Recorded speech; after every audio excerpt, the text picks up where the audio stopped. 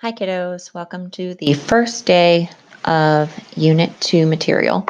This is actually a pretty heavy way to start a unit because there's going to be a lot of stuff here. It's just the way it goes. So we're going to start by finding an average rate of change. So I said it was a heavy way to start, and this is not a heavy question to start with. So if we're doing a rate of change, we all took Algebra 1 once. Rate of change means slope. So no matter how smart you get, a rate of change is always just a slope. This word average means an algebra slope. So we're going to go find the slope of this function y equals x cubed from the point x equals 1 until the point x equals 2. All right, it's been a while since you were in Algebra 1, but that's a change in y over a change in x, a change in output over a change in input. So I can write this a couple different ways, and I'm going to, just to remind you. I'm going to do my function at 3 minus my function at 1 over 3 minus 1. 3 cubed is 27 minus 1. 26 over 2 is 13. Great. No problem, no big deal. Let me draw you a picture of what you just did and what we're going to do with it. Because if this was it, I would not even make a video. So I'm going to draw an x cubed. There's my x cubed. It looks like whatever I want it to look like because I'm in charge. I'm going to say that 1 is here. I'm going to say that 3 is here. Again, I'm in charge. So we just found this dot, which is at 1, 1, until this dot, I'm going to put here, which is at 3, 27. We found the slope of that line segment that's connecting those two dots. So here's the line segment connecting those two dots. Lines don't have to be straight when I'm in charge. This is what we call a secant line. We all took geometry once, and you just told me that that secant line has a slope of 13. And that looks reasonable. It looks pretty steep, even with my ridiculously unproportioned drawing. The goal of today is to go find a slope of a line on the curve that only hits it in one place. So now I'm going to scroll a little bit so you can see the question. Now I'm going to have the same curve, but this time I want the slope at x equals 1, not between 2 points, but at one specific point. So that's a little different. It's still a rate of change, so it's still a slope, but this word now instantaneous is no longer an algebra slope. Now it's a calculus slope, and that's what we're going to learn about today. So we're going to go find the slope of this curve at a point. So at this point, x equals 1. So if I were to draw this, it would be the slope of this line segment here. And this little line segment is called a tangent line. So we're finding the slope of the tangent line to the curve at a point. Okay, here we go. I'm going to kind of leave it on the screen a little bit. A slope, no matter how much you know, and you're going to know a lot by the end of all of this business, a slope is always a change in y over a change in x. It has to be. So we will eventually, not tomorrow, don't panic, do this in parametric form and in polar world and all kinds of different places. But it's always a change in y over change in x. So I need 2 points. You have to have 2 points because you have to have a change in. I think our first point should be 1, 1, because that's the point I'm supposed to be finding the tangent at. I think our second point should be any generic point on the curve. So I'm going to zoom in real close here. So I'm going to pick this point right here. I'm going to pick that dot right there. And that dot right there is at like 1.1. Oh, but wait.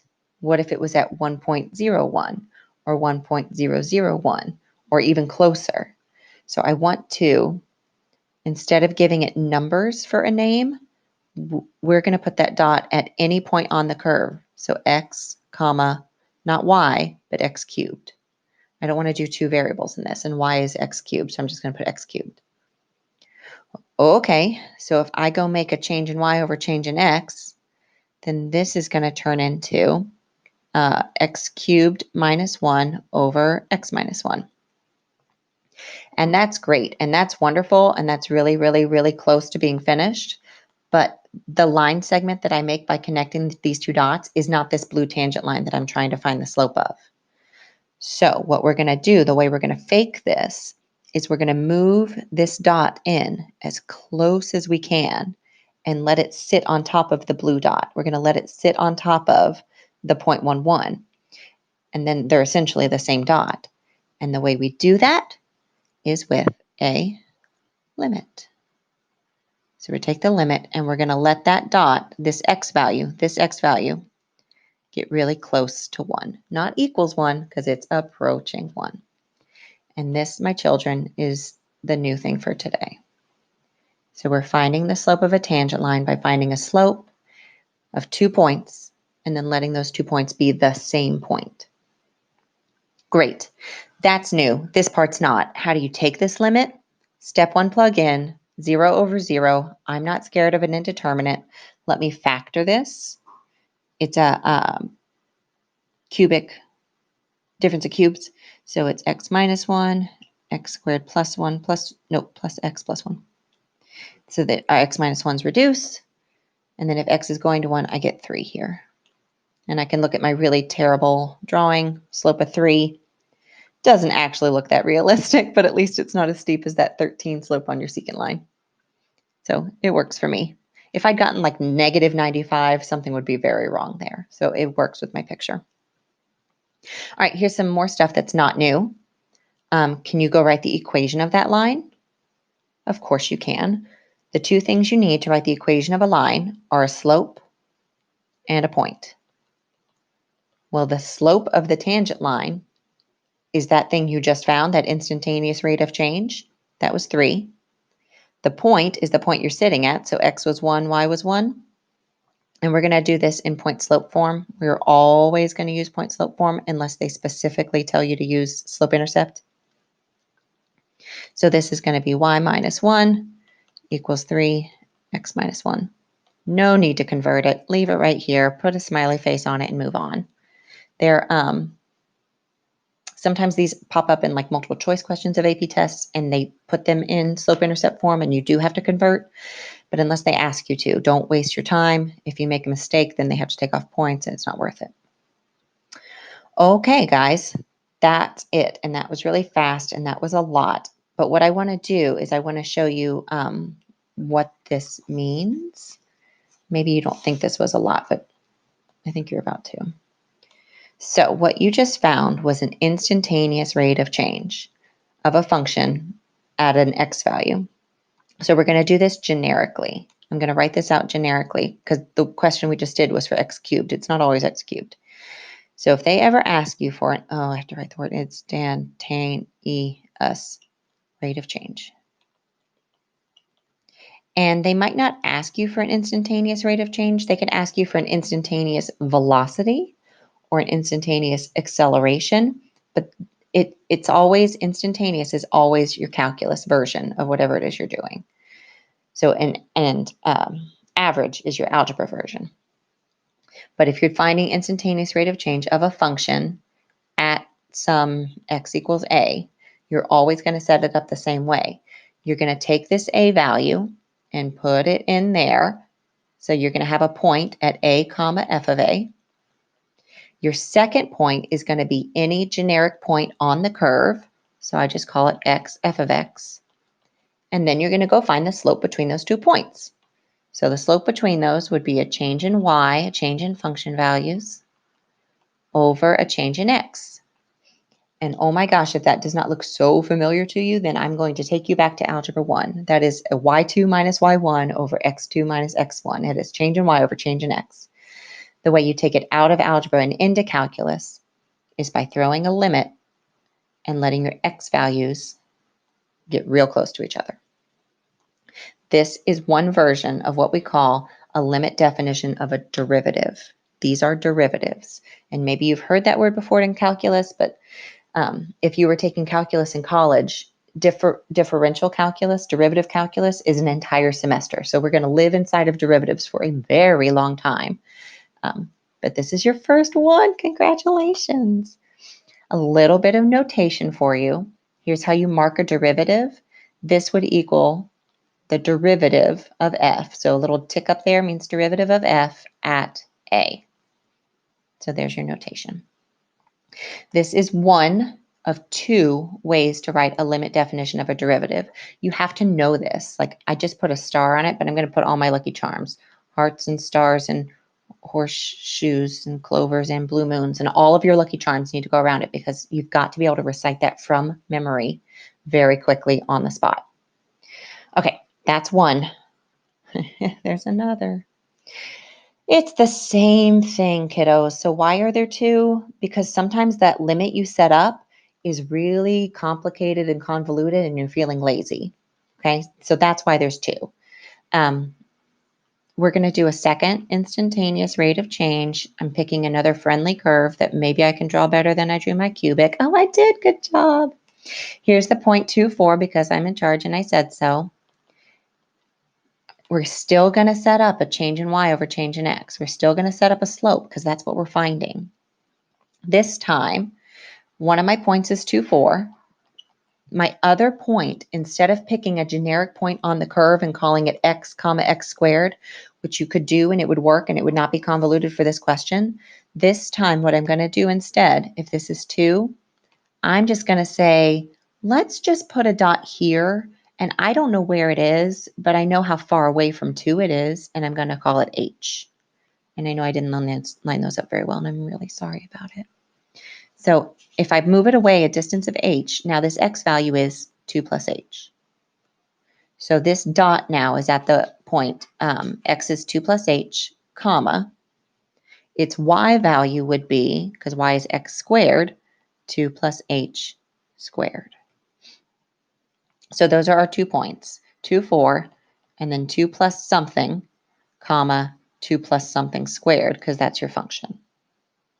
So if I put those inside of a slope, change in y is 2 plus h squared minus 4. Change in x is 2 plus h minus 2. And this time, think about your limit. What are you going to try to do? If you want these dots to sit on top of each other, the variable that we're controlling in this limit, because there's only one letter in here, is h. Where would you want h to go so that these two dots are on top of each other? I know, everybody is screaming 0 at their computers. You're so smart. So if that distance between them is, that space between them is nothing, then they're on top of each other and you're finding the slope at a single point and not between 2 points. Now, maybe you're looking at this like, why would I ever? This is not easier. It's not harder. Like, look, check this out. If I multiply out this binomial, I get 4 plus 4h plus h squared. Don't forget your minus 4. Oh, look, 4 minus 4 is gone. Oh, look down here, 2 minus 2 is gone. Oh, look, I can cancel an h with an h with an h, and I just get 4. So it's not harder. It's just whichever one you prefer. I'm going to write them both out generically down here so you have them in one place. Again, your notation is the derivative of f at a. Your first limit definition, it's not a piecewise. I don't know why. I don't want to do that. I don't want you to think it's a piecewise. You just have two options. Your first limit definition is to take f of x minus f of a over x minus a. Take 2 points on the curve and let your x values touch each other. Your second limit definition of a derivative is to move away from a just a little bit. And then I didn't say it, but up here, this is always going to happen where your denominator is always going to do this. So I had this 2 minus 2 cancel away and I just had h. That's always going to happen because it would be a plus h minus a. It's just h down here. And then you let h go to 0. These are your two: hearts, stars, horseshoes, clovers, and blue moons. All of your lucky charms go around them. You might have questions that are going to start throwing some physics at you, and maybe you are now paralyzed with fear, but the basics of physics is just really, really basic calculus. So what you need to know, just write it down for now so that you have it.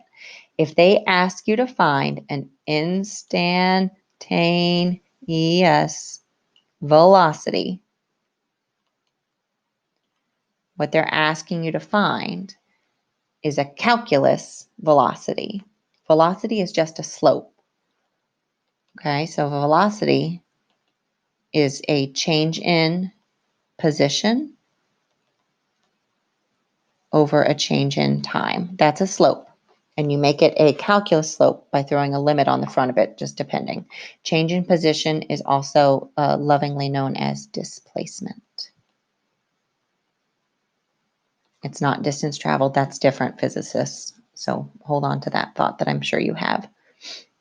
If they ask you to find, well, I almost don't want to tell you too much, but I'm going to. Here's your order of things. You've got position, position, that looks weird, but I'm going to go with it. Position, velocity, and acceleration. And that's the order of your derivatives. If you take the derivative of position, you get velocity. If you differentiate velocity, you get acceleration. So that's the order that things kind of flow in. Oh my gosh, I know that was so much information. Please come to class Monday, Tuesday, ready to ask.